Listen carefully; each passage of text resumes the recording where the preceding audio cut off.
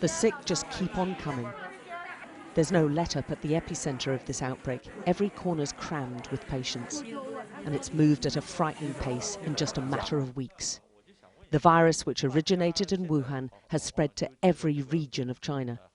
The infections have now utterly eclipsed the number of SARS cases during a year-long outbreak.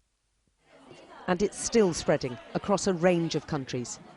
The doctors at ground zero and those dealing with victims around the world are coping with an international crisis, crying out for international action. As governments scrambled to get their nationals out of the epicentre, this was a plane carrying Americans from Wuhan. It became apparent different countries had different strategies to deal with those returning home. The Americans will not have an enforced quarantine period, whilst others will. A plane organised by the EU set off from Portugal to pick up a range of European nationalities. It's unclear what will happen to those they pick up, but the crew saw the flight as a mercy mission. It's a humanitarian mission, and we are proud to bring the people back. It could be any of our families, you know, stranded there, so it's important that these European people come back. As that plane left, hundreds of stranded Britons were being told they'll be flown out now on Friday, ending days of confusion and concern. They face a fortnight in quarantine on return. The worldwide alarm meant an Italian cruise ship was kept in dock at a port north of Rome. Its 6,000 passengers all locked down after a Chinese couple on board reported feverish symptoms. They finally tested negative for coronavirus. In Hong Kong, they're on the front line of this health crisis. The medics are urgently trying to contain it. But they have more border crossings with mainland China than anywhere else, and they fear a spike in cases is just around the corner. The Hong Kong medical facilities are already under pressure, and the next 2 weeks are going to be critical because of the virus's 14-day incubation period.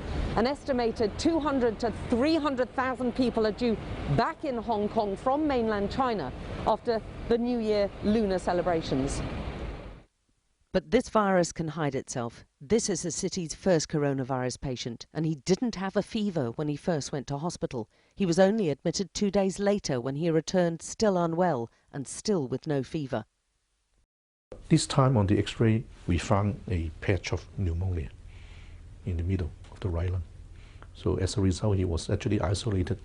The doctor who first treated him is both health advisor to the world body and to Hong Kong's chief executive. He forewarned of a global emergency, and a lot of it is because this is a new deadly virus. Well, there are a lot of unknowns about this new virus. How is it transmitted? Now, we can only assume this is through respiratory droplets and contact with the droplets. But the source of animal, we have no idea what it is. Okay. So if you don't know the source, it makes it difficult. And so far, there is no autopsy performed for those who have deceased. So we don't have much understanding about the pathogenesis and how many organs are involved.